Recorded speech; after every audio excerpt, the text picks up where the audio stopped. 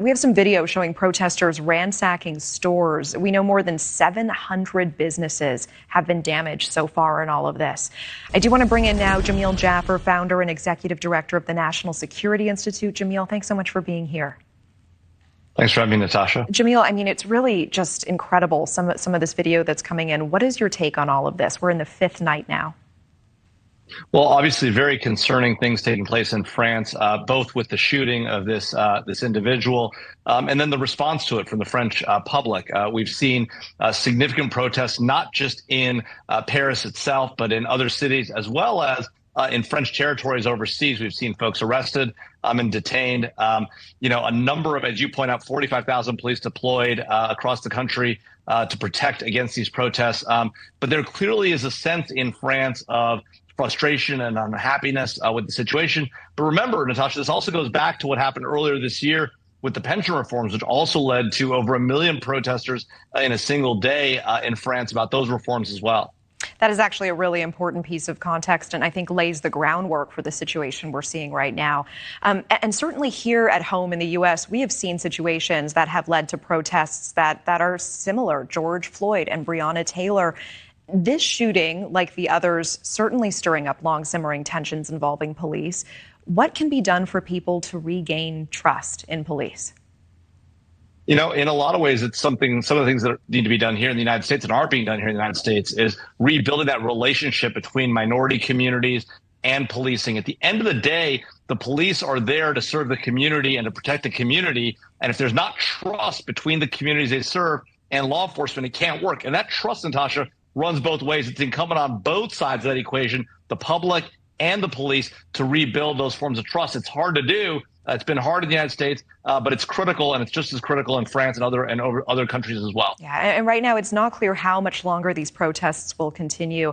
I mean, we're talking about these 45,000 police officers dispatched to help deal with this. At this point, what further measures would you expect the French government will be taking to tackle this if it continues into a seventh day?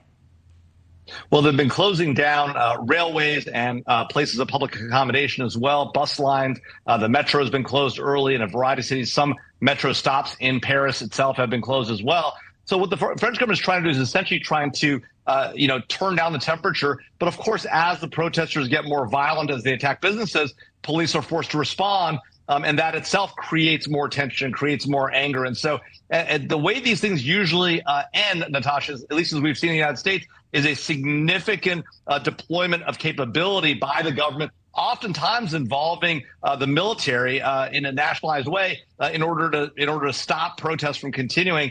That's a tough situation to put the police and the military in. But that is oftentimes how these riots come to an end. We are in the middle of summer and travel as well. And I know some are wondering, is it safe for Americans to travel to France right now? What should Americans do if they are there? Any advice around that? Well, the most important thing to do is to obviously let the State Department know if you're overseas so that they're aware where you are and they can communicate with you. Oftentimes, American embassies will send alerts to our nationals about what's going on in a given country, about ways of exiting if they need to. And so it's important to register yourself with the State Department and the local embassy if you happen to be in a country where challenges are taking place, ideally ahead of time. What if you have travel planned there? At this point, is it safe to travel to France?